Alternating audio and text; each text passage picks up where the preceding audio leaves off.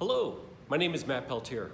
I'm the president of the Church Council here at St. Luke's, and I have been working with Pastor Mike and several of the other members here at St. Luke's to produce the weekly video services that have been going out during this time of social distancing. In talking with Pastor Mike, we have decided to start a new series of videos we're calling Deeper Roots. It's going to be in line with our temple talks that we had before, but it's going to be interviewing different members of the church about religion, how it's impacted their life, mission trips that they've been on, and so forth. And so for their first in this series, I'm happy to introduce Dr. Ed Fischer and the work that he has done with Heal Africa. So without further ado, Dr. Ed Fischer. Today I have with me Dr. Edwin Fischer, who is going to be talking about Heal Africa, a missionary program that he's been involved in. And so I'm happy to have you here, Dr. Fischer. Thank you. And I'm hoping that you can tell me just a little bit about yourself and your background. Sure. Well, I've been a family practitioner since 1981. I finished residency in Madison, then went to work in Lake Mills for almost 30 years and finished up a 32-year career in Fort Atkinson. And in 2005, I became involved with Heal Africa, which one of my colleagues was spearheading, if you will. And as well, my wife had gone on a previous mission trip with him as well. So actually, we spent our first anniversary, our 1-year anniversary in the Congo, Goma, Congo, which was very interesting.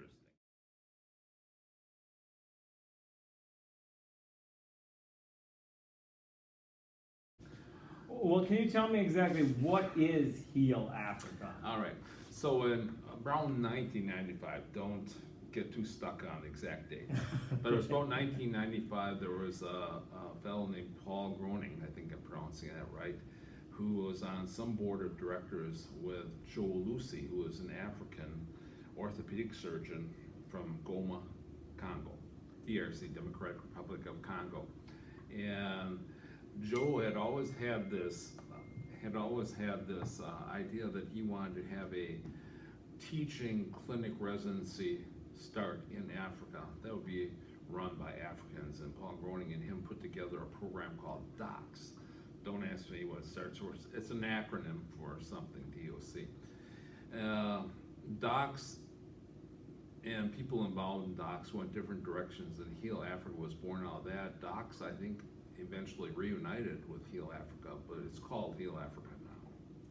So Heal Africa has actually two boards of directors. There's the Heal Africa African Board, which runs the whole program. Mm-hmm. And then there's Heal Africa USA, which is a board of directors that is committed to supporting in whatever way they can the Heal Africa portion.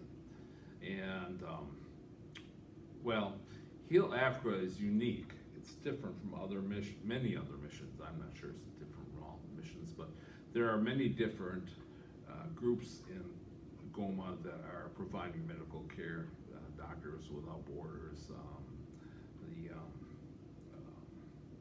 UN and UNICEF and others as well, other religious groups as well. The difference with Heal Africa primarily is that this is an African determined program. It's not people coming in and doing surgery or providing medical care and then exiting. Our theory is let's teach them how to fish rather than giving them a fish, if you will.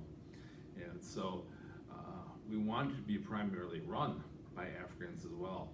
Decisions not being made by us here in the United States, but them being a self-determined program, giving them the responsibility of knowing what they need, figuring out how to do it, and supporting them in that.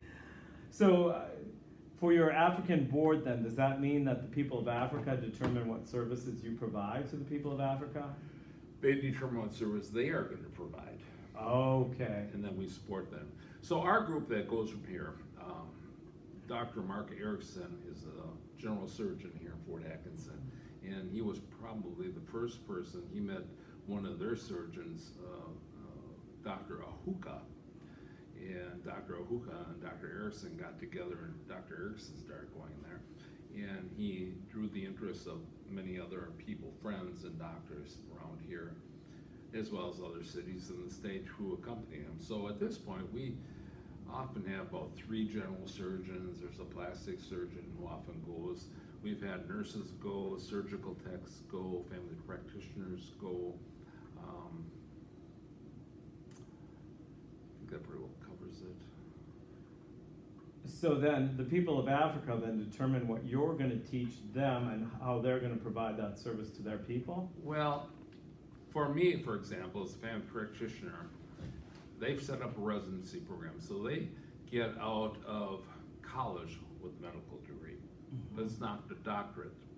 They get continuing education to get a master's and then to get a PhD.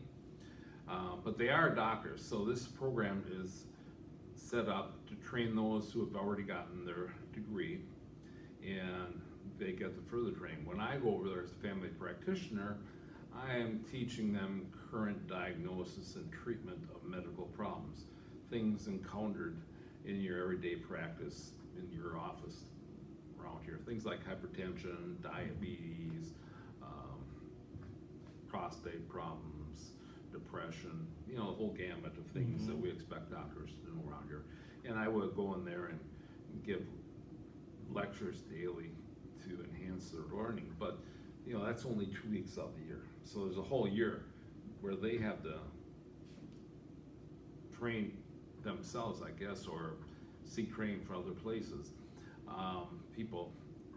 The surgeons, for example, will go in there and will show them surgical techniques, but often they also do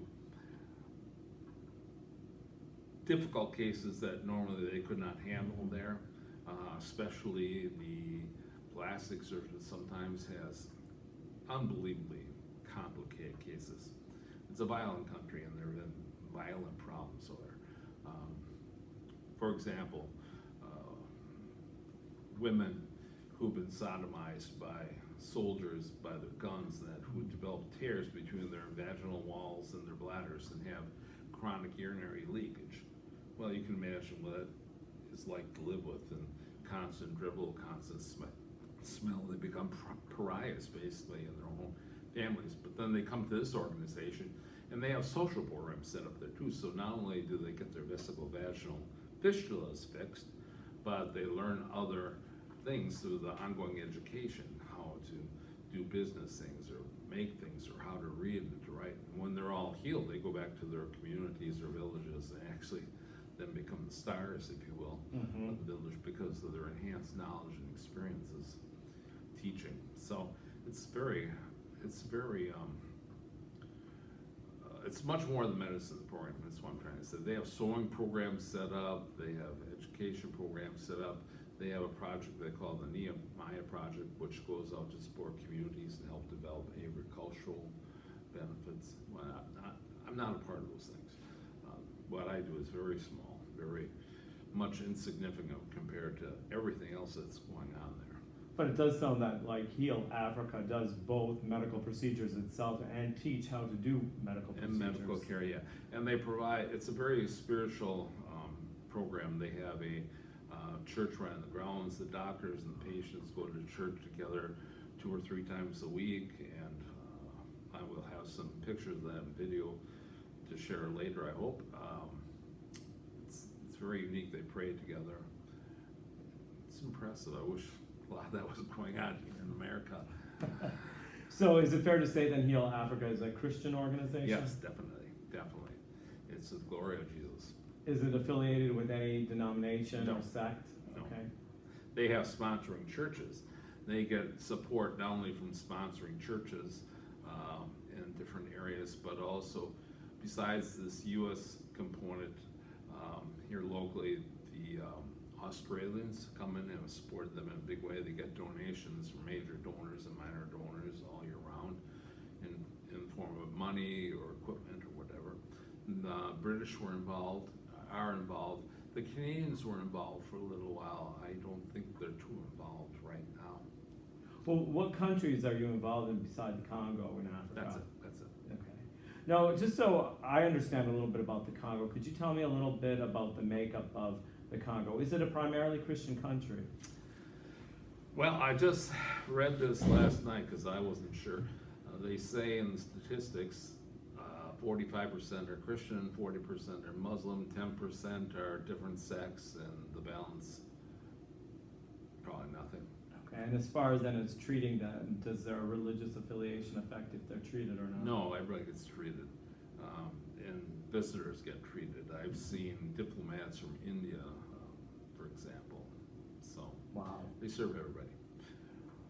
What is, as far as poverty in the Congo, is there anything that you can tell us about the level of poverty in the Congo? Yeah, I'm not sure what the average income is, but there are people who have a lot, and many more that have very little.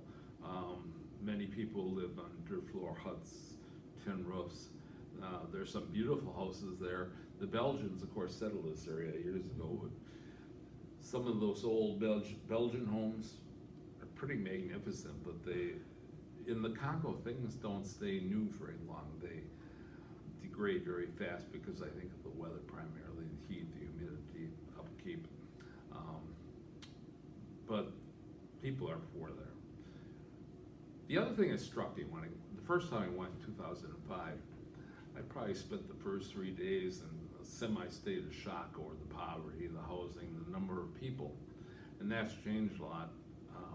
The area my reaction to it is not so severe, and the area is not as impoverished looking in the areas that I spend my time in anymore.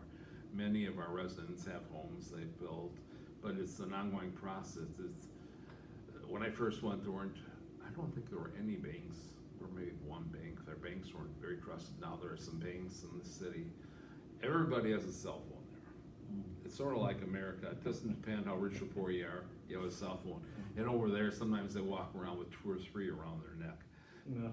So they can remain connected because of the coverage. But interestingly, they use their cell phones as an exchange of currency. So in a lot of cases, for many years before we even started doing that here, they would, if I owed you some money, I might credit your cell phone account with cash. So they'd have a build up on their account with their cell company of cash, and they could draw the money out or not. Interesting, I thought, but sidelight. I might have to go to the Congo and have them help me out with my cell phone. You mentioned violence there. Can you tell me what the primary source of conflict is over there? It's a very tribal society, and there are many tribes. I think in this area, I was told once, don't necessarily quote me. You can quote me, but I'm not sure if I'm exactly right. Like maybe 12 different tribes. And the major ones are the Hutus and Tutsis. This was the area where the genocide happened, coming out of Rwanda. Goma sits right on the border between the Congo and Rwanda. So we fly into Rwanda, Kigali is the capital, and then we have to drive about 3.5 hours.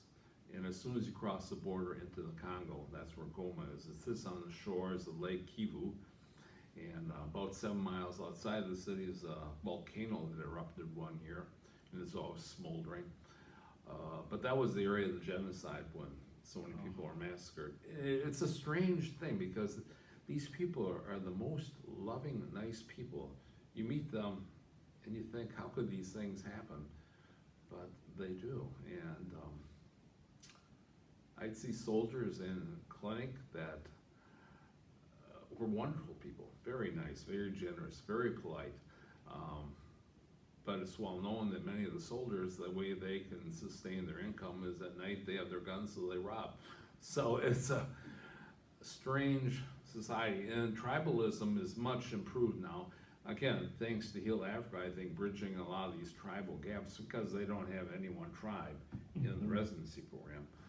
But there's still a strong flavor of tribalism that exists throughout the city, and family is very important there. They're the ones you can count on, so there tend to be larger families.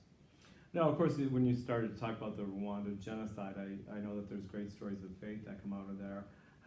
Have you witnessed the faith of any of the people there, or do you have any commentary on the faith of the people there? It's a deep faith for the people I know that show up in chapel.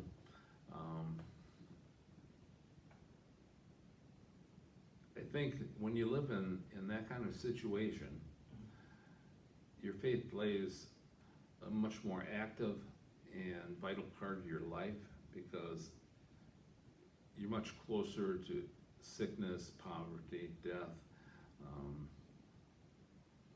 It challenges your faith. When I believe in here in our country, we're obviously very comfortable, and we can go through our day and maybe not ever think of God, but there, I think they have to call upon their faith a lot more to get along. Okay, so would the cliche, there's no such thing as an atheist in a foxhole, apply over there? Yeah, well, I'm not sure how to answer that one, but maybe to a degree, I don't know. Because I don't think it's just out of fear. You know, that cliche denotes a certain fear of dying, and I don't know that they have a daily exceptional fear of dying over any other day, but it's more the constant. When you're a foxhole, all of a sudden you're being bombarded, and this is life there, day-to-day life. Everybody over there, well, not everybody, but majority of people live with malaria, have malaria. There are parasites there are injuries, there are some of, you see people in clinic that have had their hands chopped off because of different minor skirmishes or major skirmishes that exist. Children who soldiers have cut the hands off of. There are women there who had their lips cut off. Yeah, I mean, it's incredibly horror-filled, some aspects of it, but over the years, and again, it's getting better. It's not all better, but rape was common. And I'm thinking of this one patient that our plastic surgeon operated on, who had her lips cut off with the scissors, just cut them all off. So it's a terrible grimace, and it's because she had the nerve to report her rape to the police, as I recall. Now again, I might be near some of the details, but retaliation. I was told by residents, trained doctors in training there, they always keep a certain amount of money in their homes at night. You know, not much, maybe $50 or something, or a cell phone, something of minimal value, so that if thieves come at night, they have something to take and don't kill you. Okay. So that's our everyday reality. So then the atrocities would be so common, as you said. Well, that it wouldn't be- genocide is never common, and chopping your hands off is never common, or getting your lips cut off isn't common, but I think the reality of illness and struggling for money and job and everything else is very much common. And that's had an impact on the people's faith. I believe so. Well, don't know, I'm not a minor, but. So, have you been ever had to face a situation No. that was? No, I haven't. My trips have all been very safe. My wife laughs at me because I always think I'm gonna die when I go over there. Nothing ever happens, which is good. Yeah, very good. One year, you're here. The 1 year before I started going, actually the volcano erupted, and like I said, it's 7 miles away. The lava flow must be tremendous, because it flowed the whole 7 miles right through the whole city of Congo, just level buildings, including the hospital and clinic there. Now it increased the shoreline property as it flowed into Lake Kivu, but destroyed everything, and it's always in fear of erupting. I think National Geographic had at one point a special on the volcano, and how some of the dips, when children were playing, they would go on and dip in the mountain, and the gases, I suppose it's carbon monoxide or something odorless, and they just drop over. But yeah, it's a big volcano. That kind of sounds horrifying with some of the things that they have to face compared to some of the things I worry about my kids with a highway right there, but it sounds like they have a lot more dangers and traps that they can fall into. You mentioned the highway. There is so much traffic there because there's only a few good streets that go through the city. Most non-off-the-road fairways are just stone and dirt and gravel and stuff like that. Now they've poured a lot of blacktop. I think the Indians or the Chinese, I'm not sure who did a lot of the road work, but there's been a lot of road work done since I started going in 2005. For example, the drive from Kigali used to be all dirt road. Now it's a beautiful highway from Kigali to Goma. But over there, the newest vehicles are held by visitors, some rich people. Most of the vehicles are used, not necessarily in the best of shape. but the people often ride around on motor scooters, little motorbikes, and they're taxis. And so you pay, I'm not sure what it costs now, but it used to be $1, and they hop on the back of a motor scooter and they take you around and go. But they're like mosquitoes. I mean, there are hundreds everywhere, and they zip in and out of traffic. To be a driver there, you have to be very aggressive, even in your car, and you just stick your nose into traffic and you hope nobody slams into you. But there are accidents, just like out here on our highways, probably more. And it looks like you're taking your life into your own hands when you jump on one of those scooters. It was funny, one year the president of Congo, I guess he made a law that they needed to start wearing helmets. But they didn't define what kind of helmets, and all of a sudden we were seeing all these people driving their motorbikes with football helmets, bicycle helmets, makeshift helmets. It was in some ways comical, but now they're real helmets. I mean, things have changed, but And hopefully it's prevented head injuries. I don't know. I guess you have to assume so. And you did mention that there were maybe a few more accidents there. Do you deal with accident victims there yourself? I don't personally, but they do, yes. Okay, well, Heal Yes. Africa does. Yeah. Well, yeah. There are several hospitals in the city. Okay. This is the Christian-based So one. they would handle everything from malaria to accidents to, Parasites, heart attacks, diabetes, hypertension, you name it, yeah. As I said, there's other hospitals in the city. This is probably one of the most respected hospitals because of their faith-based service and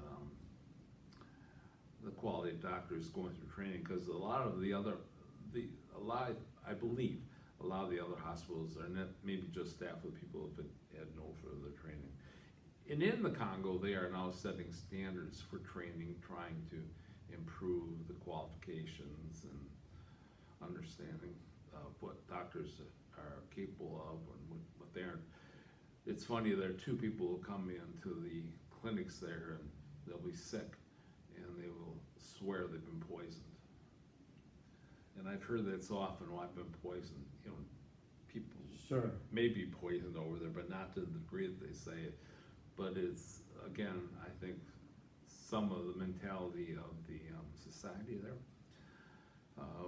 They have many pharmacies there.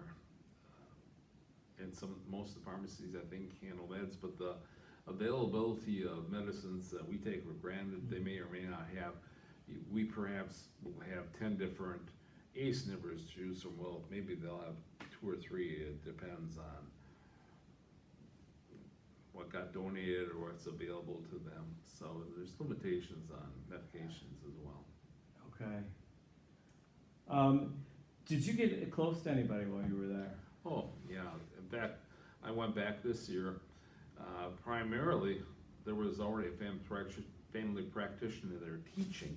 So I went back actually to see all my friends that I'd made over there, the different doctors in training.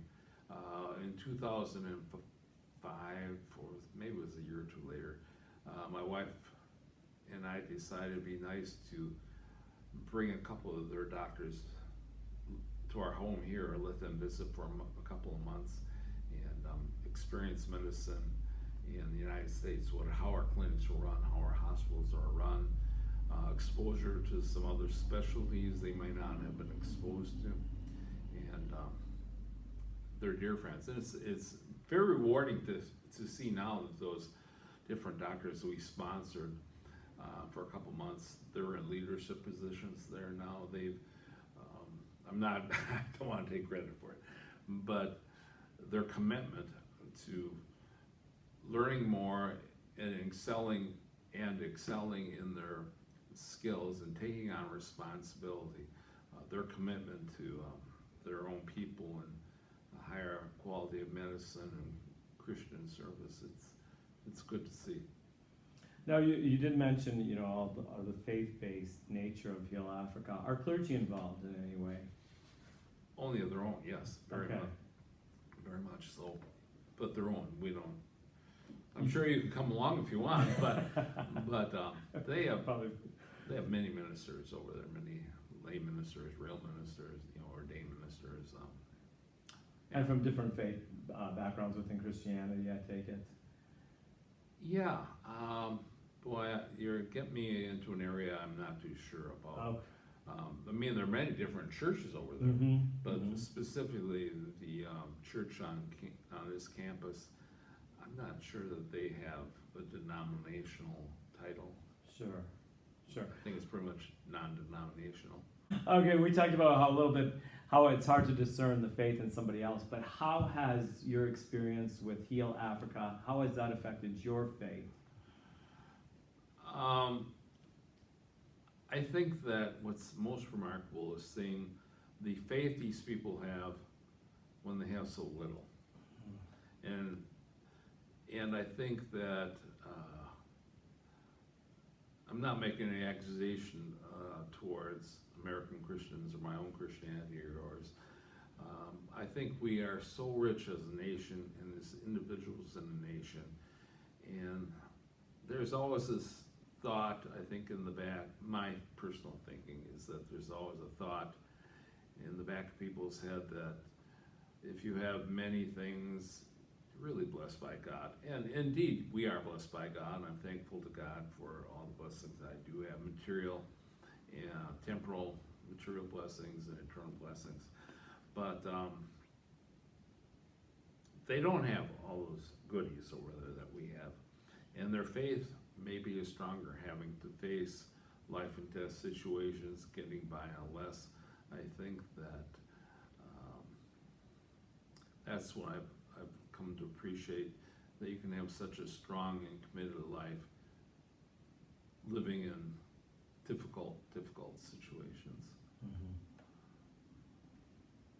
What makes you keep going back year after year? My friends I made over there, the friends I have here that go, I've been blessed with so much, and I think I have a responsibility. There are years I've not gone back. I do think we get frustrated with how little we can accomplish. As I said, we're there 2 weeks out of the year. It seems like that a person could spend their lifetime there and still feel like they're not doing a lot. So it's not that I think I'm changing the world by going over there. I'm just helping in a little way, but I've been given a lot, so if I can help, I do that. Years I've not gone back, it's maybe because of the frustrations of feeling like I'm not really accomplishing much, but for making myself feel a little better for doing it, if that makes any sense. Yeah. It's easy to do things to make yourself feel a little better about service, but the reasons are complex, aren't they? Yeah. I'd love to be a saint and say, like Mother Teresa or what was it, Mother Teresa?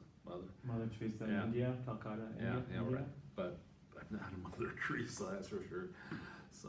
Well, even Mother Teresa used to say that she sometimes wished God didn't give her so much. Yeah. She trusts in God totally, but she wished she didn't have so much to trust in. I think every Christian has those struggles, don't you? Probably. Yeah. Now, if somebody wanted to help with Heal Africa in some way, what would they do? Who would they get in contact with? Or if they wanted to give a donation, how would they do that? Heal Africa USA, it's on the web. I don't know if it's healafrica.org or .com. It's not hard to find. They could contact me. People do make cash donations, equipment donations. Some of our doctors have sent over equipment or textbooks or different things. My wife is an obstetrician and gynecologist. He's sent over different things, different pieces of equipment from here that are no longer being used, and sometimes things that they need. I know people have sent over orthopedic equipment, skin grafting equipment, ultrasounds. They got a CT scanner, I think, from the Australians. But everyday people, contributions, prayers. Okay, and if there was a prayer that you could give for the people of the Congo and the people that you work for, what would you pray for them? To stay in their faith, to grow their faith. Last I heard, the #1 risk factor for death is being born. So we're not gonna stamp out all disease and all accidents. I think that this life, what's important to learn is that we need more faith and more trust. Realize God is sovereign, God's in control, no matter what your circumstances might be, and have faith that God can sustain us, that Jesus experienced the worst of whatever we can experience here, and that he is sympathetic and will help. I think you just said a nice prayer for them right now. So thank you for talking with us, and is there anything else that you wanted to address before the interview?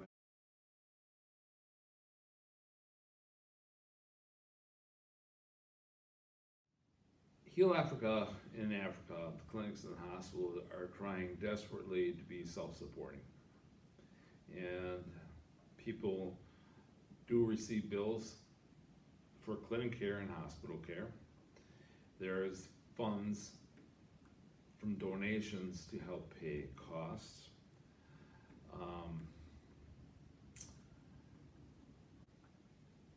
They rely on support and grants from outside. They write grants for accomplishing different projects, but the desire is to become self-sustaining, self-supporting over time through the people paying their own bills, and it's gotten a lot better that way. If a woman, I'm going to give my wife a plug here, she was one of the first, in fact, I think there's a little clip on the BBC, the BBC had a little had around for something at one point. She was one of the first ones to teach them how to fix these vesico-vaginal fistulas. And that was an ongoing process. At this point, they are probably their own doctors are probably the most expert in those types of repairs, because they've had the need and opportunity to do so many of those types of repairs. Now, I don't know how many people are doing them. Justin Paluca was he's running the program over there. Now, he is the nephew of Joe Lucy, who started the program, who was an orthopedic surgeon. Justin is a gynecologist obstetrician as well, and he has become quite excellent at doing those, as I believe others have as well. I'm not sure if other hospitals are doing them over or not, but if they don't get them fixed, these women are outcasts, because they always smell, they always dribble. As I said before. Working for Heal Africa, is there anything that you have learned about the human race that you didn't know before you started with Heal Africa?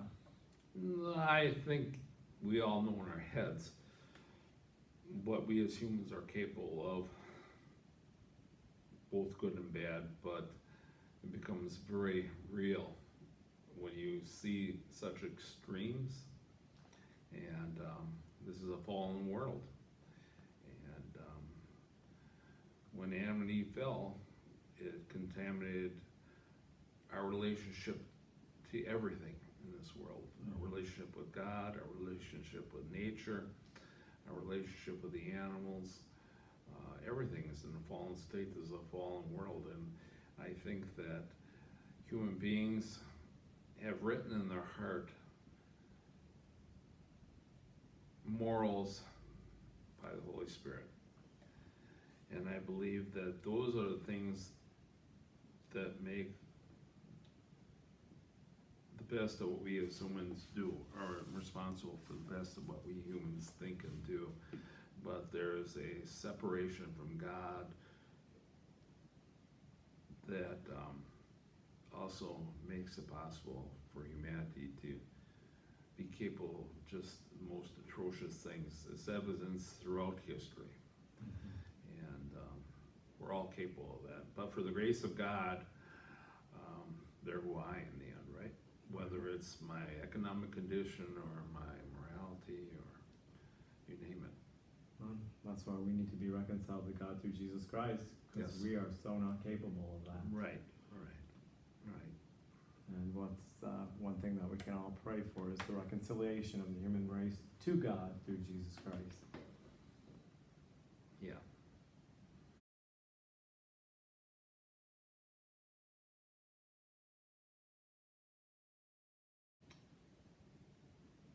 I think what I've given to this program is very little compared to what I've gotten from it. The opportunity that I've had to visit a third world country, live with the people in that third world country, see what true poverty is like and true need is like, has been an eye-opening experience, of revelation to me, and I think it's been a real gift that I've been able to go over there. I consider it a gift, and I think that what I've actually put into it compared to what everybody else has put into it, and mostly what they themselves put into it, the Africans, what I put in compared to all that is nil. And, yeah, it's been a good thing for me. Well, I want to thank you for sitting down for this interview and Sure. giving me information that I had no idea what Heal Africa has done, and now you've given me at least a glimpse of what it does, and it sounds like you do amazing things. Well, it's okay. Don't praise me too much. For one, I think we all feel like we should be doing more. I certainly do, and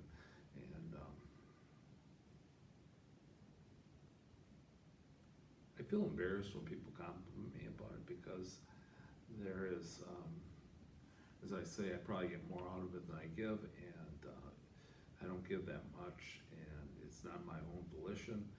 It's something that I have felt God wanted me to do, and to Him be the glory. To Him be the glory. So.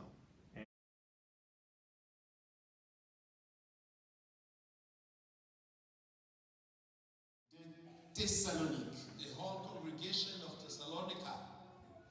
Une sanctification individuelle, a personal sanctification, et une sanctification communautaire, and sanctification for the whole congregation. Huo utawa wa kibinafsi na wa kundi lote, this godliness, this personal godliness and the godliness of the whole congregation. Sio tu maombi, it's not only prayer. Sio tu shurti ya Mungu, it's not only an order of God, lakini tena ni maisha, but it's also a life. Sio tu mwito wa Mungu, ce n'est pas seulement une vocation, un appel de Dieu. It is not only a call of God, c'est aussi un don de Dieu. It's also a gift of God. Mungu anatuita kuwa watawa watakatifu. God has called us to be godly, to be holy. Tena Mungu anawezesha utawa. And God enables us to be godly. Dieu ordonne et donne la sanctification. God requires godliness and He enables people to be godly. Il nous dit, soyez saints. He says, be holy. Dans l'Ancien et dans le Nouveau Testament. In the Old and in the New Testament. Soyez saints. Be holy. Car je suis saint. Because I'm holy. Jinsi Mungu alivyo mtakatifu. The way God is holy. Mbinguni, popote alipo. In heaven and wherever He is. Ni patakatifu. It is holy. Katika sura hiyo yake ya umilele wake mtakatifu. In His attribute of eternity, anataka atushirikishe. He wants to share with us tabia yake, His attributes. Nilifurahi kusoma neno hili ya kwamba yeye ni mwaminifu na yeye atafanya. I like to read that word that says that He is faithful and He's going to do it. C'est le verset 24 du chapitre 5 de 1 Thessaloniciens. It is verse 24 that says He who calls you is trustworthy. Celui qui vous appelle est fidèle. He who calls you is trustworthy. Et il accomplira. And He will do it. Dans son appel à la sainteté, in His call for holiness, dans sa vocation pour la sainteté, in His call for holiness, il accomplit il rendra possible la sainteté. He will make holiness be possible.